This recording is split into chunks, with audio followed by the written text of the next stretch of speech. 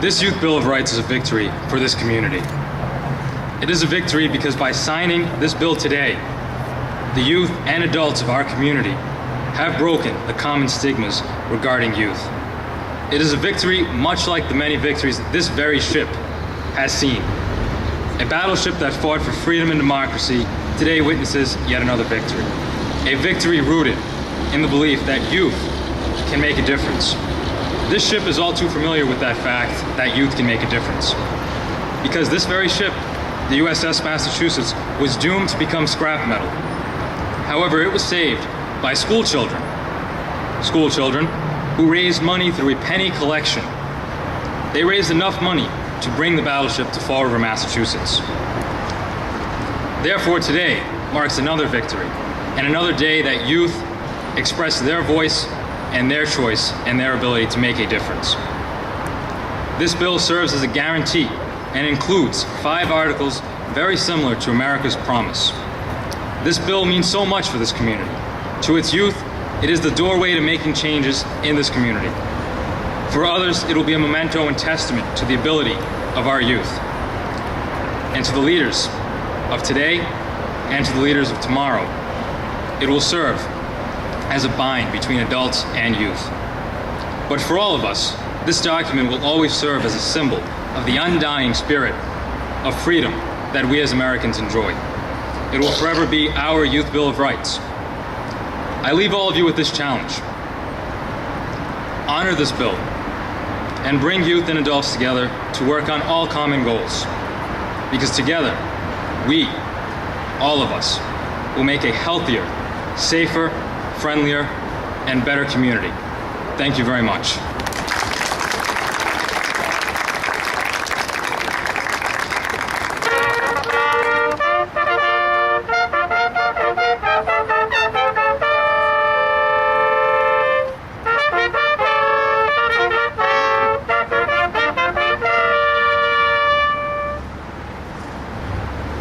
The preamble of the Fall River Youth Bill of Rights. We, the youth of Fall River, Massachusetts, for the establishment of our rights and liberties, to guarantee our protection, to ensure our futures, and to assert our ability to make choices and to use our voices, affirm this Youth Bill of Rights. We, the youth, believe that the security of this community's future is rooted in the minds of the youth. Therefore, the future prosperity of Fall River and the success of its citizens sits upon the shoulders of Fall River's youth. For these reasons, we call upon ourselves and elected officials and government bodies, organizations and committees, citizens and associates, and other individuals to recognize our rights, to uphold these rights, and to defend these rights through progressive legislative measures and cooperation. Article 1. May there be a safe, affordable, and quality education with adequate funding for activities both in and out of school. A quality education allows the youth of Fall River to highly qualified and thus effective teachers with comprehensive and targeted methods of teaching in each and every individual within the classroom. May there also be convenient and advantageous resources, nutritional and affordable food options, as well as the opportunity to intimately incorporate some form of guidance chosen from a variety of counselors and organizations for assistance with present and future endeavors. Furthermore, transportation to and from school facilities needs to be safe, free, and obtainable by all students every working day of the school year.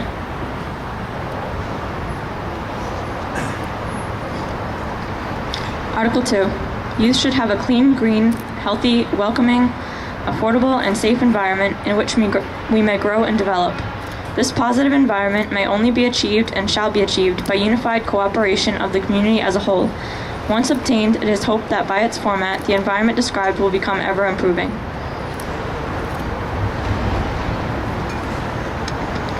Article 3. Youth can actively contribute to the prospect of our future. In order to create an environment that is conducive for both ourselves and those to come, we should have authority and decision-making bodies within our community. In addition, our secondary education and college options should not be limited by financial barriers. In order to finance life necessities, We must increase career opportunities and thus be able to gain experience. We must be prepared to take on the challenges of the present day, and we need to lay a foundation upon which to build a positive future. To accomplish these tasks, the community must come together to determine what is necessary in a realistic and logistic manner. Accordingly, they also should prioritize and formulate plans to achieve the goals to be attained. Article 4. Youth have the right to affordable and accessible health care in our schools and in our community so that we may obtain an overall physical and mental well-being.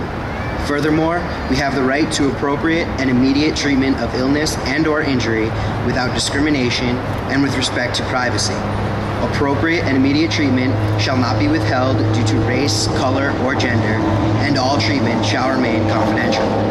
Pursuance and maintenance of these rights require the establishment and upkeep of certain healthcare infrastructures. It is the duty of the community to decide what these infrastructures are and how they are to be established and upheld. Article 5. We must have caring adults who positively impact our lives through encouragement and guidance in all of our endeavors. Evoking change is easier when it's done by a large collaborative group of dedicated individuals. What is more, so long as adults generally hold the highest positions of authority within the community, it remains beneficial to have adults to advocate our cause. As a whole, the community should support our current and future stability and growth with adequate funding, comprehensive policy, and progressive youth-serving organizations. Thank you.